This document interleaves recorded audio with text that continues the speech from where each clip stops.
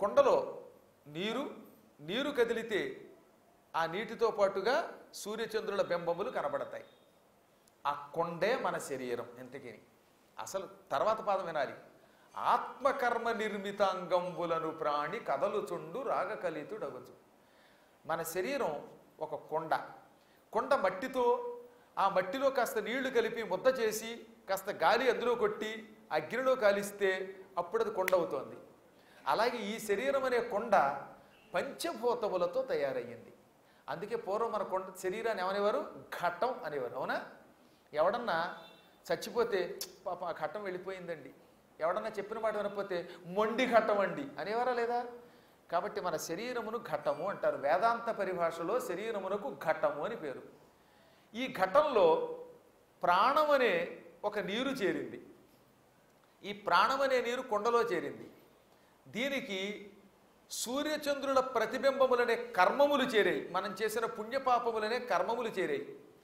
నిజానికి మన శరీరం ఏమీ చేయడంలా, ఈ శరీరము కర్మలు చేరడం వల్ల కదిలి ఇందులో ఉన్నటువంటి స్పందనలు బయటకు వస్తున్నాయి. ఇది తెలియని వాడు సుఖదుఖాలు శరీరమయం అనుకుంటాడు. ఈ శరీరము కేవలము ఇతరులు కదపటం వల్ల కదిలే కొండ వంటిది. ఆ ఇతరులు ఎవరు? అదే మనం కర్మతో ఏర్పాటు చేసుకున్న బంధం. ఈ బంధముల వల్ల రాగము ద్వేషము ఏర్పడి ఈ కొండ కదిలి, కొండలో ఉన్న ఆత్మ కదిలినట్టు అనిపించి ఆ ఆత్మలో ఉన్న పాపపుణ్య కర్మముల యొక్క ఫలితములు కదిలి తద్వారా సుఖదుఖాలు పొందుతూ ఉంటాడు తప్ప ఈ శరీరమునకు దేనితో సంబంధం లేదు. చిట్ట చివరికి ఇది పగిలి ఏమీ లేకుండా అయిపోతుంది. కొండ పగిలితే నీళ్లు భూమిలో కలిసిపోయినట్టుగా ఈ కొండ పోగానే, ఈ శరీరం పోగానే ఆత్మ తాను చేసిన పాపపుణ్యముల వల్ల పైలోకాలకి పోతుంది. ఇది గ్రహించని అజ్ఞాని ఈ శరీరం శాశ్వతమని నమ్మి శరీరం నిలబెట్టుకోవడానికి ఇతరులను చంపుతాడు, మోసాలు చేస్తాడు, పాపాలు చేస్తాడు. ఇవన్నీ విడిచిపెట్టి పుణ్యకర్మములు చేసిన వాడు తరిస్తాడు. కొండలాంటి నీ శరీరం పగులుతుంది ఎప్పుడో ఒకప్పుడు. దానికోసం నీ చెల్లెల్ని మాత్రం నువ్వు చంపకు. మన ఆత్మకర్మ నిర్మితమైన అవయవాల్లోకి ప్రాణం వచ్చిందని గ్రహించు. ఇది శాశ్వతం కాదని గ్రహించు. రాగద్వేషములు విడిచిపెట్టు. కర్మములు మేలు నిచ్చును, కర్మంబులు కీడు నిచ్చు. కర్తలు తనకు కర్మములు బ్రహ్మకైనను, కర్మగుడై పరుల దడవగా నేమిటికిన్. మనం చేసిన పనులు మనకి మేలు చేస్తాయి. కర్మము అంటే పని. నువ్వు మంచి పని చేసావు, నీకు మేలు వస్తుంది. నువ్వు చెడ్డ పని చేసావు, కీడు వస్తుంది. కాబట్టి కర్మమే సుఖం, కర్మమే దుఃఖం ప్రసాదిస్తోంది. బ్రహ్మదేవుడు ఆ పదవి పొందడానికి మూల కారణం, ఒకప్పుడు ఆయన మంచి పని చేశాడు. ఇప్పుడు ఉదాహరణకు ఆంజనేయుడు ఉన్నాడు, సీతారాముల్ని కలిపాడు. అందువల్ల ఆయన ఏమవుతున్నాడు? భవిష్యత్తులో బ్రహ్మ అవుతున్నాడు. అంటే ఒక పదవి పొందాలంటే అంత కర్మ చెయ్యాలి. ఇంద్రుడు ఉన్నాడు, రేపు బలిచక్రవర్తి ఇంద్రుడు అవుతున్నాడు. వామనుడికి 3 అడుగులు దానం చేశాడు, ఆ పుణ్యం వల్ల ఇంద్రుడు అవుతున్నాడు. కాబట్టి ఒక వ్యక్తికి పదవి వచ్చిందంటే వెనక ఒక పెద్ద కృషి ఉంది, కర్మ ఉంది. ఇవాళ చాలామంది అంటున్నారు ఒక్క పుస్తకం లేదు, ఒక శ్లోకం కిందకు చూడకుండా ఇన్ని శ్లోకాలు పద్యాలు మీరు అనర్గళంగా చెబుతున్నారంటే అది ఒక్క క్షణంలో వచ్చిందనుకుంటున్నారా? దాని వెనక అతల ఎంత హోరాత్ర కృషి ఉంది. అది కర్మం అంటారు దాన్ని. కాబట్టి కర్మములు మేలుస్తాయి, కర్మములు కీడిస్తాయి. బ్రహ్మదేవుడికి కూడా కర్మ చేశాడు కాబట్టి పదవి వచ్చింది. ఈ శరీరం కర్మమయం. ఇది తెలియనటువంటి వాడు ఇతరులకు అపకారం చేసి తాను ఆనందం పొందుతాడు. మన సుఖం కోసం ఇతరులకు మనం కీడు చేయకూడదు. ఒకటి గుర్తుపెట్టుకోవాల్సింది ఏమిటంటే, నీ సుఖదుఖములు నీ కర్మములు గనక ఇతరులకు అపకారం చేసి మనం ఏం లాభం పొందుతాం? అజ్ఞానులు వాడు నాకు అపకారం చేశాడు, వీడు ఉపకారం చేశాడంటారు. ఎవరు ఎవరికి ఉపకారము చెయ్యరు, అపకారము చెయ్యరు. ఈ ఉపకారం అపకారం మనకి తెచ్చిపెట్టేది మన కర్మమే. అందువల్ల నువ్వు నీ చెల్లెల్ని చంపితే నీకు ఆయువు రాదు, మృత్యువు పోదు. చెల్లెల్ని చంపడం వల్ల ఇంకా తొందరగా నీకు మృత్యు వస్తుంది. నీ చెల్లెల్ని విడిచిపెట్టు.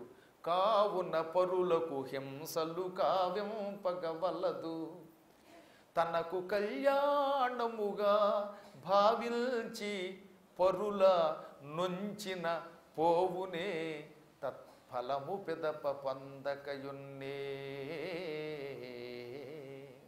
కాబట్టి ఎప్పుడూ ఇతరులకు అపకారం చెయ్యకూడదు, పరులను హింసించరాదు. నాకు సుఖం కలుగుతుంది కనుక పక్క వాళ్ళని పాడు చేస్తానని ఎవడైనా అనుకుంటే, తన కోసం ఇతరులను సంహరిస్తే ఆ దుర్మార్గుడు ఎప్పుడో ఒకప్పుడు తాను చేసిన పాపమునకు తగిన ఫలితం అనుభవిస్తాడు, అనుభవించి తీరుతాడు వాడు.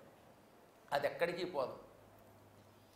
ఇంతెందుకు, వావి చెల్లెలుగాని కూతురు వంటి దొత్తమురాలు సంభావనీయ చరిత్ర భీరువు బాలనోత్న వివాహ సుశ్రీ విలాసిని దీన కంపిత చిత్త దీనిని మృక్యదన్ కావవే కరుణామయాత్మక కంస మానవ వల్లభ, కంస మానవ వల్లభ. ఇది నీకు వరుసకు చెల్లెలు, కానీ చెల్లెలు కాదు, నీకు కూతురుతో సమానం. అంత ప్రేమగా పెంచావు. ఉత్తమురాలు. అందరూ దేవకిని పొగుడుతారు, ఎందుకంటే ఆవిడ ప్రవర్తన అంత మంచిది గనక. పైగా భయపడిపోతోంది. మా అన్నయ్య ఇంతకాలం ప్రేమించడం తప్ప ద్వేషించడం ఎరగనివాడు ఇవాళ నన్ను చంపుతున్నాడు అని నిన్ను చూచి పులిని చూచిన లేడిలా వణికిపోతోంది పాపం. బాల ఇప్పుడే పెళ్ళయ్యింది, దేనంతో వణికిపోతోంది. అటువంటి దీనిని చంపడానికి నీ చేతులు ఎలా వస్తున్నాయి? నీకు నమస్కారం చేస్తాను, నీ కాళ్ళు పట్టుకుంటాను, ఆమెను విడిచిపెట్టవా? ఓ కంస మహారాజా, నువ్వు కరుణామయాత్మకుడివి, పరమ కరుణాస్వరూపుడివి అన్నట్టు. నిజానికి వాడు కరుణాస్వరూపుడు కాదు. అయినా ఒక్కొక్కప్పుడు పని చేయించుకోవడానికి తప్పనిసరి పరిస్థితుల్లో పొగడక తప్పదట. అందుకని పొగిడాడు. ఎన్ని చెప్పినా, నువ్వెన్ని చెప్పు, ఈ దుర్మార్గురాల్ని చంపుతాను, లేకపోతే ఇంతకాలం పెంచి పెద్ద చేస్తే నన్ను చంపడానికి ఒక కొడుకుని కంటుందా అన్నట్టు వాడు. అప్పుడు ఒక్క క్షణకాలం ఆలోచనలో పడ్డాడు వసుదేవుడు. నేను ఎంత బతిమాలినా ఈ దుర్మార్గుడు చెప్పిన మాట వినడం లేదు. ఏం చెయ్యాలి ఇప్పుడు నేను? ఆపన్నురాలైన ఈవిడ్ని రక్షించాలంటే ఒకే ఒక్క మార్గం. ఏమిటా మార్గం? నాకు భగవంతుడు కర్తవ్యం ఏమిస్తాడు? ఇప్పుడు ఆయన చాలా గొప్ప ఆత్మబలం పొందేటండోయ్. ఈయన చెప్పిన మాట ఇప్పుడు మనందరం గుర్తుపెట్టుకోవాలి. కొంతమంది కష్టం వచ్చినప్పుడు, ఆపదలు ఎక్కువైపోయినప్పుడు, పనులు జరగనప్పుడు, ఛీ నాకు కాలం కలిసి రావటం లేదు, నా కర్మ కలిసి రావట్లేదు, ఇంక నేను బతకను, చస్తే మంచిది, ఇంక నేనేం పని చెయ్యను అని నిరుత్సాహం పొందుతారు, చావడానికి సిద్ధపడతారు, నా కర్మ ఇంతే అనుకుంటారు. అలా ఎప్పుడు అనుకోకూడదట. ఎందును కాలము నిజమని పందతనంబునను బుద్ధిబాయక ఘనులై ఎందాక బుద్ధి నెగడిడి అందాక చెరింపవలయు ఆత్మబలముతోన్. బుద్ధిబలం కలిగిన వాడు జ్ఞాని నా కాలం కలిసి రావటం లేదు, నా జాతకం బాగాలేదు, నాకు ఇప్పుడు ప్రస్తుతం సమయం బాగాలేదు అని నిరుత్సాహపడకూడదు, ఏడవకూడదు, ఆత్మహత్యా ప్రయత్నం చేయకూడదు. తన శరీరం ఉన్నంత వరకు, బుద్ధి పనిచేస్తున్నంత వరకు కష్టపడి పని చేస్తూనే ఉండాలి, ప్రయత్నం విడిచిపెట్టకూడదు. కష్టాలకి లొంగిపోయి ప్రయత్నం విడిచిపెడితే నశిస్తాడు. కాబట్టి ప్రయత్నం చేసి చేసి చేసి విజయం పొంది తీరుతట. ప్రయత్నం చేసేవాడికి ఎప్పుడో ఒకప్పుడు విజయం వస్తుంది. కాబట్టి ఎప్పుడు దుఃఖించద్దన్నాడు ఆయన. జీవితంలో ప్రతివాడికి ఆపదలు వస్తాయి, కొన్ని కష్టాలు వస్తాయి. వచ్చినప్పుడు మాత్రం ధైర్యంతో నిలబడాలి. అప్పుడు ధైర్యంతో ఉండి పని విడిచిపెట్టకుండా ఉంటే వాడికి విజయం వస్తుంది. అసలు ముందు ప్రయత్నం మండం ఎందుకు?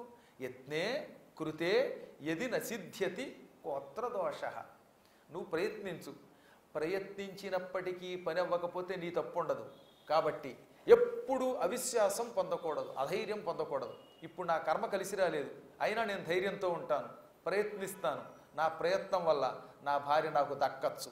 ప్రస్తుతం మృత్యువు నా భార్య మెడ దగ్గర ఉన్నది, ఏమో క్షణంలో ఆ మృత్యువు దూరం అవ్వచ్చు, ఆ మృత్యువు మాకు మృత్యువు అవ్వచ్చు, కంసుడే చావచ్చేమో.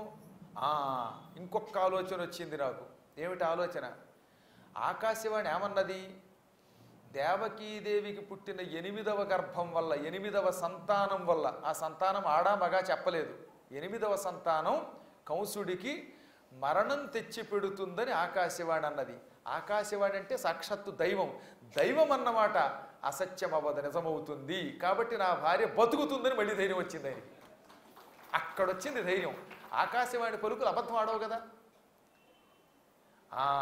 అనుకున్నాడో లేదో ఇప్పుడు ఒక ఆలోచన వచ్చింది. ధైర్యం వచ్చిన వాడికి ఆలోచన వస్తుంది, ఏడుపు వచ్చిన వాడికి ఆలోచనలు ఉండవు, ఆత్మబలం ఉన్నవాడికి ఆలోచన వస్తుంది. టక్కున ఆయన కంసుడికేసి తిరిగాడు. కంస, నీకు కోపం దేవకి మీద కాదు, ఆవిడికి పుట్టే 8వ బిడ్డ వల్ల నీకు మృత్యువు వస్తుంది అని కదా కోపం. నీకు దేవకి మీద పగలేదు, దేవకీదేవి అష్టమ గర్భము నీకు మృత్యు అవుతుందని కోపం వచ్చి ఆవిడ చంపడానికి సిద్ధపడుతున్నావు అంతే కదా అనగా అవునన్నట్టు ఆయన. అలాంటప్పుడు దేవకిని ఎందుకయ్యా చంపడం? లలనకు పుట్టిన కొమరుని వలనం తెగెదనుచు గగనవాణి పలికెనంచలిగెదవేని మృగాక్షికి కల కొడుకుల చంపనిత్తు క్రమమున నీకు. దేవకీదేవికి పుట్టే కొడుకుల్లో 8వ వాడి వల్ల నీకు మృత్యు వస్తుందని నీవు భయపడి ఆమె మీద కోపగించినట్టయితే నీకు ఆ కోపం అవసరం లేకుండా ఒక మాట ఇస్తున్నాను. దేవకీదేవికి పుట్టిన పిల్లవాడిని పుట్టగానే స్నానం కూడా చేయించకుండా నీ చేతిలో పెడతా, పిల్లల్ని చంపేయి, ఆవిడని వదిలేయి. 8 మంది పోతే ఇంకో 8 మంది పుడతారు, కానీ ఆవిడ లేకపోతే నాకు ధర్మపత్ని ఉండకుండా పోతుంది. కాబట్టి నీకు వరసగా 8వ కానుపు వరకు పుట్టే పిల్లల్ని నీ చేతిలో పెడతాను, పిల్లల్ని చంపు, ఆమెను మాత్రం విడిచిపెట్టు. ఈ ఉపకారం చేయనగానే టక్కున వాడు కోపం విడిచిపెట్టాడు. నిజమే సుమా, నువ్వు అన్నది, దేవకి మీద నాకు లేదు పగ. నువ్వు ఇచ్చిన మాట నిలబెట్టుకుని ఆమెకి సంతానం కలగ్గానే పుట్టిన వాడిని పుట్టినట్టే పురిటింటి వాడిని స్నానం కూడా చేయించకుండా నెత్తుటి గుడ్డును నా చేతిలో పెట్టు, వాడిని నేను చంపుతాను, ఈవిడిని విడిచిపెడుతున్నాను పో అని తలకాయ విడిచిపెట్టి వెళ్ళిపోయాడు. అమ్మయ్య బతికేమరా బాబు అనుకున్నాడు ఈయన. ఈమెను వెంట పెట్టుకుని ఇంటికి వెళ్ళిపోయాడు. ఎన్నో కష్టాలు పడ్డాడు పాపం. ఎన్ని కష్టాలు పడినా లెక్క చెయ్యక భగవంతుడిని విడిచిపెట్టక ఏట ఒకని లెక్కను కొడుకుల యనమండ్ర ఒక్క కూతుంగనియన్. భగవద్ కటాక్షంతో ఏడాదికి ఒక కొడుకు చొప్పున 8 మంది కొడుకుల్ని, ఆ తర్వాత ఒక్క కూతున్ ఒక కుమార్తెని కన్నాడు. ఆ కుమార్తె సుభద్ర. కృష్ణుడు పుట్టాక ఆ తర్వాత జైల్లోంచి బయటకు వచ్చాక ఒక కూతురు కూడా పుట్టింది. సుస్పష్టంగా భాగవతంలో ఏట ఒకని లెక్కను కొడుకుల యనమండ్ర ఒక్క కూతుం కనియన్. వరసగా 8 మంది కొడుకులు పుట్టారు, ఆ కర్ణ కూతురు పుట్టింది. ఇప్పుడు మొట్టమొదట పుట్టిన కొడుకు ఎర్రగా నెత్తుటి గుడ్డు పుట్టాడు. వాడికి కీర్తిమంతుడు అని పేరు పెట్టారు, కీర్తిమాన్. ఆ కొడుకు పుట్టగానే వాడిని 2 చేతులతో ఎత్తుకుని స్నానం కూడా చేయించకుండా, ఇక వీడు నాకు ఎలాగో దక్కడు కదా, వీడి మీద ప్రేమ ఎందుకు, 10 సార్లు వాడు ముఖం చూస్తే జాలి కలగచ్చు అనుకుని ముఖం కూడా చూడకుండా పిల్లాన్ని పట్టుకుపోయి కంసుడి చేతిలో పెట్టాడు. ఆయన ఇచ్చిన మాట నిలబెట్టుకొని ఏమాత్రం మోసం లేకుండా తన కుమారుణ్ణి చంపమని శత్రువు చేతిలో పెట్టేవాడి ప్రపంచంలో కేవలం వసుదేవుడు తప్ప మరొకడు లేడట. వసుదేవుండు డక్క ఇతరుడు గలడే అన్నారు భాగవతంలో. అలా పిల్లాన్ని చంపమని ఎవరు పెడతారండి చేతిలో? ఆయన పెట్టాడు. అందుకే ఆయన సత్యవంతుడంటే. సత్యవంతుడికి కష్టం ఉండదు, సత్యవంతుడికి భయం ఉండదు, సత్యవంతునికి బాధ ఉండదు. సత్యం కంటే గొప్ప ధర్మం లేదనుకుని కుమారుణ్ణి చేతిలో పెట్టాడు ఆయన. పైగా శివభక్తుడైన, ఈశ్వర భక్తుట్ట. ఈశ భక్తురతునకి ఈనాని దెయ్యది అన్నారు. నిజంగా శివభక్తి కలిగిన వాడు అడిగితే ఏదైనా ఇస్తాడు. శివభక్తి కలిగిన వాడు అంటే ఎవడు? అడిగిన వస్తువుని తక్షణం లేదనకుండా ఇచ్చేవాడే శివభక్తుడు. అందుకే ఆయన పట్టుకెళ్ళి చేతిలో పెట్టాడు. అప్పుడు కంసుడు తెల్లబోయి, నాయన వసుదేవ, నువ్వు ధర్మాత్ముడివి, నా బావ వినువు అవ్వడం నాకు గర్వకారణంగా ఉంది. చంటి పిల్లవాడిని స్నానం కూడా చేయించకుండా చేతిలో పెట్టావు. ఆహా, ఏమి సత్యమయ్యా నీది. ఇప్పుడు నేను నీకు మాట ఇస్తున్నాను, నాకు ఈ కుమారుడి మీద కోపం లేదు. భవదష్టమ పుత్రుండు మృత్యువట, నీ 8వ కొడుకు నాకు మృత్యువు, వాణ్ణి చంపుతాను, తక్కిన 7గురిని నీకు ఇచ్చేస్తున్నాను, ఈ కొడుకుని పట్టుకుపో అన్నాడు ఆయన. నాకు ఈ కుమారుడి మీద ద్వేషం లేదు. కొడుకు నీవు మరల కొని పొమ్ము వసుదేవ వెరపు లేదు నాకు వీని వలన, అల్గ వీరికి భవదష్టమ పుత్రుండు మృత్యువట వధింతు మేదనతని అన్నాడు. ఈ కుమారుణ్ణి వెంట పెట్టుకుని వెళ్ళి ఇంటికి వచ్చాడు. ఇవి వసుదేవుడు ఎంత గొప్పవాడంటే, ఇందాక చంపడానికి తీసుకొస్తున్నప్పుడు ఎలా ఉన్నాడో ఇతడు బతికినా అలాగే ఉన్నట్ట. అంటే చచ్చిపోతాడనే బాధ లేదు, బతికాడనే ఆనందము లేదు. అంత నిర్వికారంగా ఇదంతా ఈశ్వరేచ్ఛ అనుకుంటూ దుఃఖం సంతోషం కూడా లేకుండా ఇంటికి వెళ్ళాడు. పాపం దేవకీదేవి ఎంతైనా ఆడపిల్ల కదండి మరి.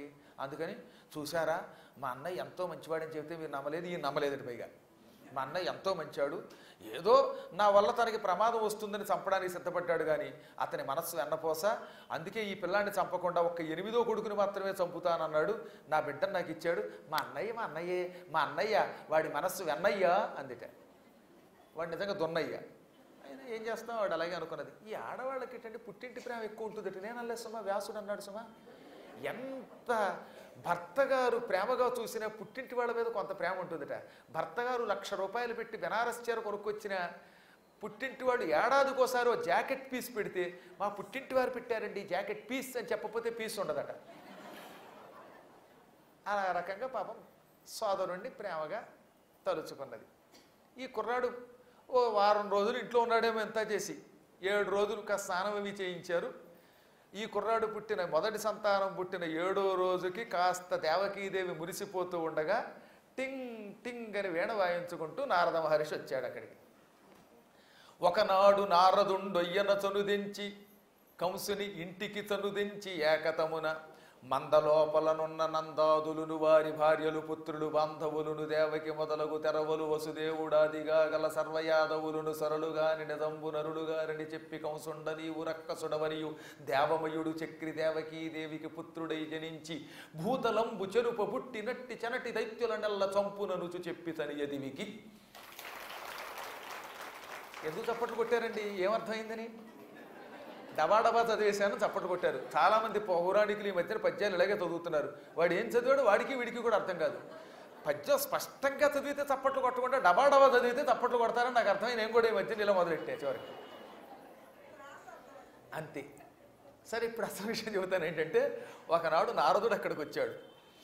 ఏకాంతంగా కంసుడిని పిలిచి, కంస నీతో ఏకాంతంగా మాట్లాడాలి, ఇక్కడ ఎవరూ లేరు కదా అంటే, నేను ఒక్కడిని తప్ప ఎవరూ లేరన్నట్ట. అప్పుడు ఆయన కంసుడితో, కంస మీ రాక్షసులు ఎంత మూర్ఖులు, విషయం తెలియక ఆనందంగా నిద్రపోతూ ఉంటారు. మీ వెనక పెద్ద కుట్ర జరుగుతోంది. విదేశీ హస్తం ఒకటి ఉంది, దరిద్రపు కూటం మహాకూటం ఒకటి తయారైంది మీ వెనకాతల. వాళ్ళ కుట్రలో పడిపోతున్నారు మీరు, మీకు తెలియటం లేదు అనగానే జరిగింది ఏమిటో చెప్పు అన్నట్టు ఆయన. చెబుతున్నా విను. నీవు రాక్షసుడివి, నీ అసలు పేరు కాలనేమి. నీవు పూర్వం విష్ణువు చేతిలో చచ్చిపోయావు. ఒకప్పుడు బలిచక్రవర్తి దగ్గర నువ్వు ఉండేవాడివి. అప్పుడు విష్ణువు కత్తితో నిన్ను చంపాడు. ఆ తర్వాత రెండోసారి మళ్ళీ జన్మెత్తావు, రావణాసురుడి దగ్గర చేరావు. ఆ జన్మలో రెండో జన్మలో ఆంజనేయుడు నిన్ను చంపాడు. ఇలా 2 జన్మలెత్తిన నువ్వు ఇప్పుడు 3వసారి కంసుడనే పేరుతో పుట్టావు. నీ పేరు కాలనేమి. ఇంకా నీ పక్కనున్న వాళ్ళంతా రాక్షసులే. మీ రాక్షసులు భూమి మీద పుట్టగానే మిమ్మల్ని చంపమని దేవతలు విష్ణువు దగ్గర వరపెట్టారు. అప్పుడు విష్ణువు వాళ్ళకి వరమిచ్చి భూలోకంలో నిన్ను చంపడానికి పుట్టబోతున్నాడు. దాని వెనకాతల విష్ణువు పుట్టడానికి ముందు చాలామంది దేవతలు భూలోకంలో పుట్టారు. ఈ దేవకి ఎవరనుకుంటున్నావు? నీ చెల్లెలు అనుకుంటున్నావు. దేవతా స్త్రీ. ఈ దేవకి మొదలైన స్త్రీలు, ఈ వసుదేవుడు మొదలైన యాదవులు అక్కడ బృందావనము, నందవ్రజము, గోకులము, వ్రజభూమిలో ఉన్నటువంటి నందుడు, ఆ నందుడి భార్య యశోద, వీళ్ళంతా ఎవరు? సురలు కాదు, నరులు కాదు. వీళ్ళంతా దేవతలు, మానవులు కాదు. దేవతలు మానవలోకంలో విష్ణువుకి సాయం చేయడానికి పుట్టారు. రేపెప్పుడో, ఇవాళో రేపో శ్రీ మహావిష్ణువు దేవకీదేవి అష్టమ గర్భంలో కృష్ణుడనే పేరుతో పుట్టి భూలోకాన్ని ఆక్రమించుకున్న మీలాంటి రక్కసులను పట్టి ఉక్కడగించి చంపి ధర్మ సంస్థాపన చేస్తాడు. తర్వాత నీ ఇష్టం అని చెప్పవలసింది చెప్పి, ఎంతకంటే నాకేం తెలియదని వెళ్ళిపోయాట. నువ్వు రాక్షసుడివి, విష్ణువు పుడుతున్నాడు, దేవకి, అటు యశోద, ఇక్కడ నందుడు, వసుదేవుడు, వీళ్ళంతా దేవతలు, మీరు రాక్షసులు, మిమ్మల్ని ఆయన చంపుతాడు. అబ్బే ఇంతకు మించి నాకేం తెలియదు అని వెళ్ళిపోగానే, ఇంత చెప్పి వెళ్ళిపోతే తెలియకుండా